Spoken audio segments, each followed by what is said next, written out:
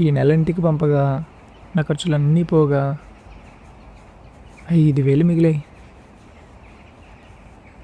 ఇలానే ప్రతి నెల మిగిలిస్తే ఇంకో 10-11 నెలల్లో నాకు ఇష్టమైన బైక్ కొనుక్కోవచ్చు.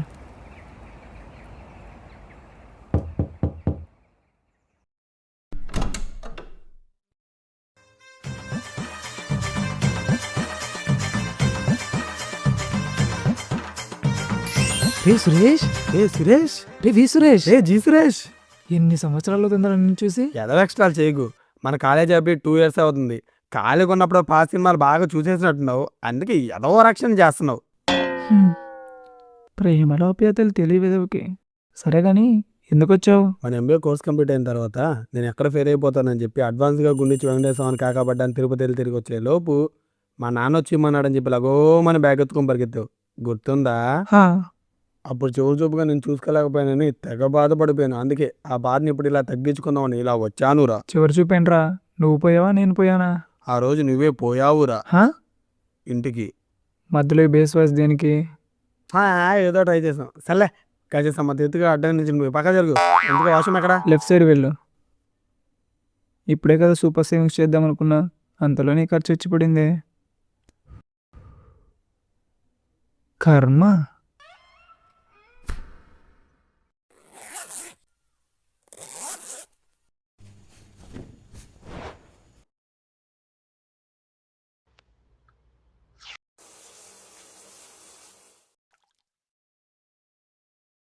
రే ఇంతకీ మనం ఎక్కినావా? లేదురా. తెస్తా ఉండు మేత, మేస్తూ. నేనేమన్నా జంతువునారా మీయడానికి? సర్లే మన బావే కదా, వదిలేద్దాం.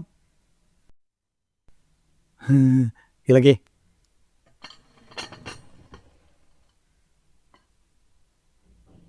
ఏరా ఇంట్లో వాళ్ళందరూ బాగున్నారా? ఆగుడ్రా, అమ్మ నేను అడగమని చెప్పింది. అవును, నీకు ఢిల్లీలో జాబ్ వచ్చింది కదా, ఏమైంది? వచ్చింది, వెళ్ళి జాయిన్ అయ్యాను కూడా. మా మేనేజర్ ఏమో లేడీ. అనుకోకుండా ఒకరోజు తిరుపతి గురించి టాపిక్ వచ్చింది. సరే నేను బాగుంటుంది ఒకసారి రండి అన్నాను, అంతే.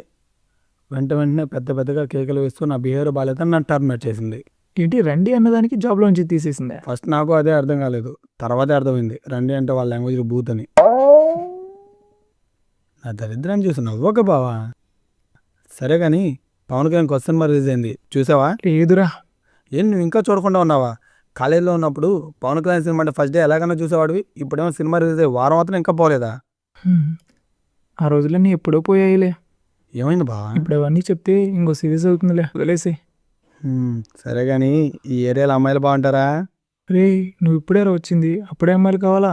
నా మనసు అయస్కాంతం లాంటిది బావా, ఎంతమంది అమ్మాయిలను ఇంకొకరిని ఆకర్షిస్తూనే ఉంటుంది. నీకు ఆల్రెడీ లవర్ ఉంది కదరా, అయినా ఆకర్షిస్తుందా?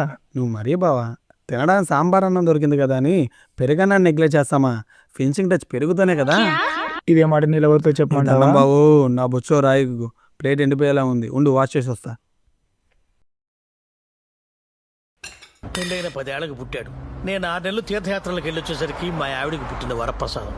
వీడిని డాక్టర్ని చేయాలి, మరి నాకు మా ఆవిడకు నెక్స్ట్ చూస్తే వీడికి మెరిట్లో seat. Hello. Hello, may I speak with Mr. Suresh? Yes, may I know who is outside? This is Mahesh calling from Infosys. Your job application processed and you are selected for final round.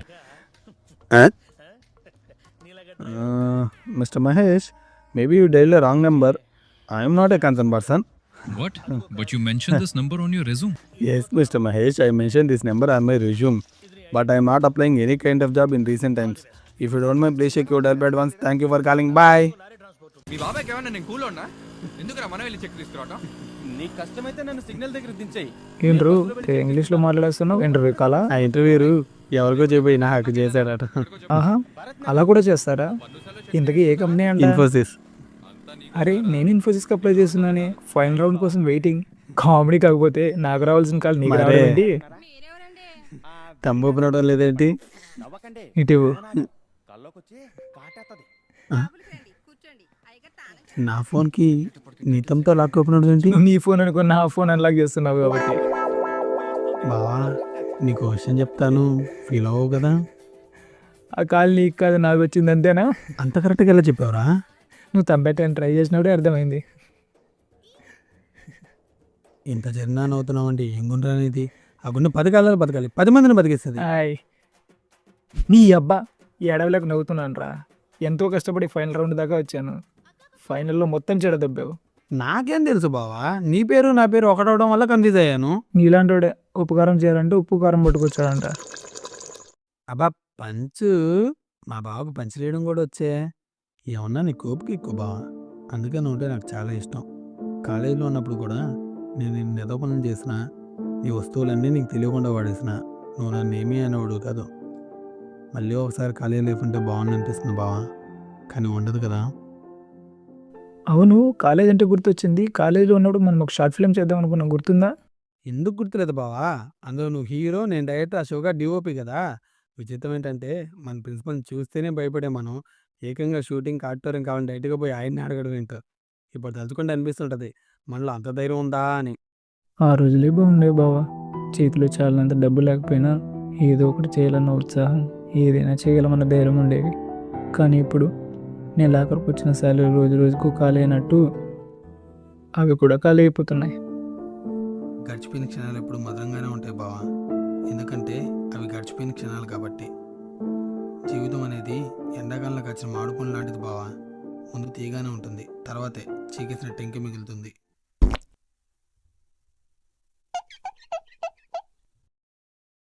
Motions అని బాత్రూమ్కి వెళ్తే సడన్గా water అయిపోయినట్టు expression పెట్టక బావా. ఏదో నా కౌభావంతో చెప్పాను, నీకు నచ్చితే ఆస్వాదించు, లేకుంటే మానేసి, అంతేగాని నేననేవాడు నాకు ఉన్నానని మాత్రం గుర్తించు, అది చాలు నాకు. ఏదో సినిమా డైలాగులు వేసావు అనుకో, మూతి పగిలిపోద్ది.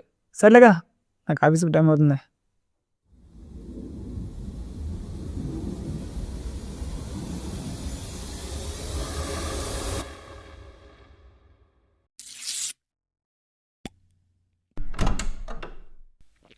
ఏంట్రో తెగ టాబ్లెట్లు మింగేస్తున్నావు.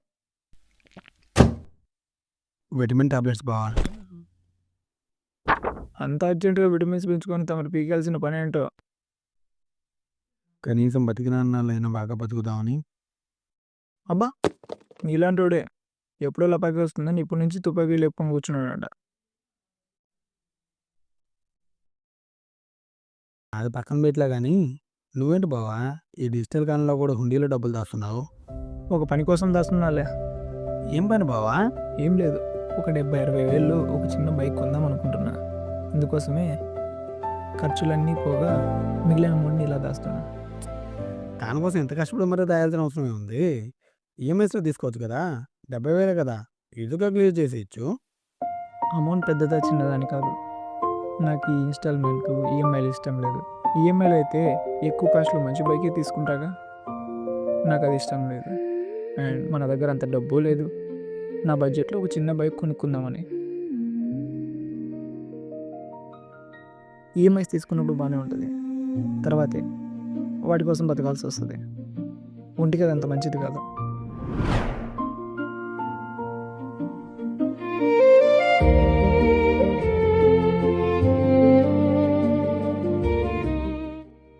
రే, లంచ్ కిచెన్లో ఉంది, కర్రీ సరిపోకపోతే ఫ్రిడ్జ్లో పెరుగుంది, వేసుకొని తిను. నేను ఆఫీస్కి వెళ్తున్నా, బాయ్. సరే బావా, బాయ్. తెల్లవారితే సమస్య, నోరు విప్పితే డబ్బు, అడుగు వేస్తే అప్పు, అన్నిటికీ సాకు 1వ తారీఖు. అది సర్వరోగ నివారిణి. 1వ తారీఖు పని చేయడానికి ఆఫీస్కి వస్తున్నావా లేదా టైం పాస్కి వస్తున్నావా? హై కూల్ కావాలి, పని మాత్రం వద్దు. పని చేయాలి అని ఉంటే ఆఫీస్కి రా, లేకుంటే మానేసి. 2వ తరగతి వాడికి 3వ తరగతి, ఇలా అన్ని తరగతుల వాళ్ళకి ఎదుగుదల ఉంటుంది. రే బావా, ట్రిప్కి ప్లాన్ చేశారా? ఇంట్లో ఉండి ఉండి తెగ బోర్ కొట్టేస్తుంది. చలో 1 వీక్ లీవ్ పెట్టుకున్నామంటే అలా వెళ్ళేసి వద్దాం. ప్లాన్ అంతా రెడీ అయిపోయింది. రే, నా మూడేం బాగాలేదురా, నన్ను వదిలి. యా, మార్నింగ్ నుంచి కష్టపడి ప్లాన్ చేస్తే మూడేం బాగాలేదంటున్నావు, ఏమైంది? ఏంటి ఆఫీస్ గొడవలా? అయినా ఆఫీస్ గొడవలు ఎప్పుడు ఇంటి దాకా తీసుకురాకూడదు బావా, అవి ఎప్పుడు అక్కడే వదిలేసి రావాలి, లేకుంటే ఇదిగో ఇంట్లో కూడా ఇలా ప్రశాంతంగా బతకలేం. నేను లొడ వాగుతూనే ఉన్నాను, నీ పాటి నువ్వేం పడుచుకోవాలి సరే. ఒకసారి చెప్తే అర్థం కదా నీకు? పదే పదే బుర్ర తింటున్నావు. అయినా ఇంట్లో కూర్చొని దొబ్బించడం కాదు, బయటికి వెళ్ళి కష్టపడి తెలుస్తుంది విలువ. అయినా నా కర్మ కాకపోతే నాకున్న సరిపోరని మళ్ళీ నువ్వు ఒకడివి పోతులకి.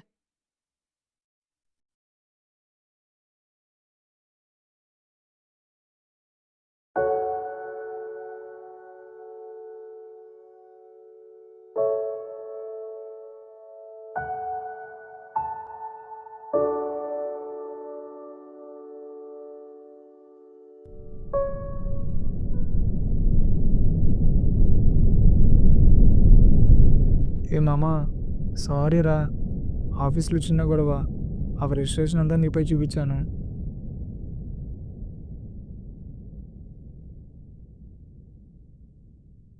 సారీ చెప్పా కదా బావా, మాట్లాడరా. నా పైన ఏదైనా కోపం ఉంటే తిట్రా రే, మాట్లాడరా రే.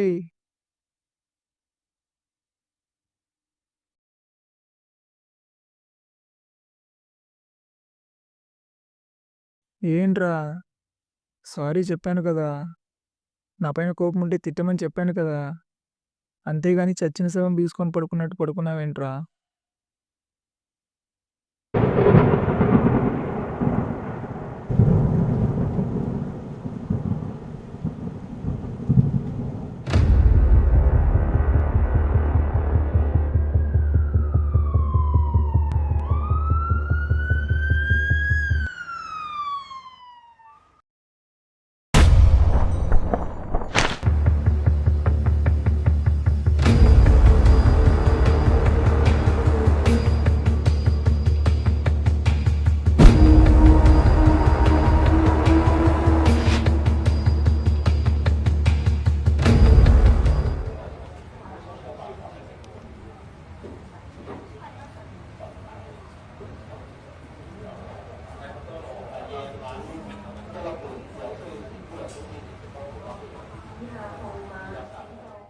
Hello aunty.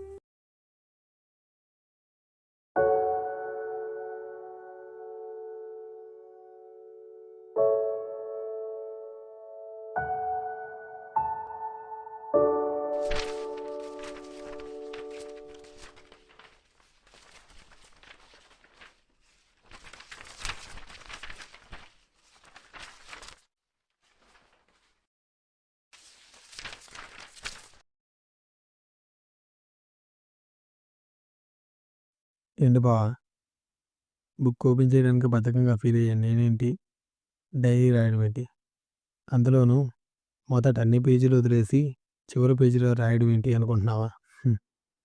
ఈ డైరీ నా జీవితం బావా, అందులో నీ చివరి పేజీలు నా చివరి క్షణాలు. ఆ పేజీలో నేను నింపిన అక్షరాలు, నేను నీకు చెప్పుకోవాలనుకున్న నా చివరి మాటలు.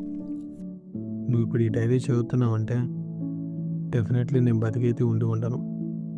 ముందుగా నీకు సారీ బావా, అబద్ధం చెప్పి నీ దగ్గరకు వచ్చినందుకు. నాకు క్యాన్సర్ ఫైనల్ స్టేజ్లో ఉంది. మోస్ట్లీ కొన్ని డేస్కి మించి బతకనని డాక్టర్స్ చెప్పినప్పుడు అప్పుడు దాకా నార్మల్గా నన్ను నాలో చూసిన కళ్ళన్నీ జాలిగా చూడడం మొదలుపెట్టాయి. తట్టుకోలేకపోయేవాడిని. చుట్టూ ఎంతమంది ఉన్నా నాతో నేను లేనన్న బాధ. అందుకే నాతో లేని నన్ను వెతుక్కుంటూ నీ దగ్గరకు వచ్చాను బావా. ఒకవేళ నీవు నేను నిజం చెప్తే ఎక్కడ నీ నుంచి కూడా నేను దూరం అయిపోతానని భయపడి అబద్ధం చెప్పాను.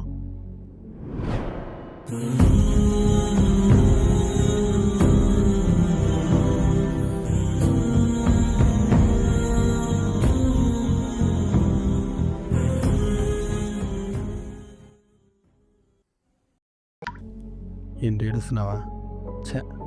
కళ్ళు దూసుకో.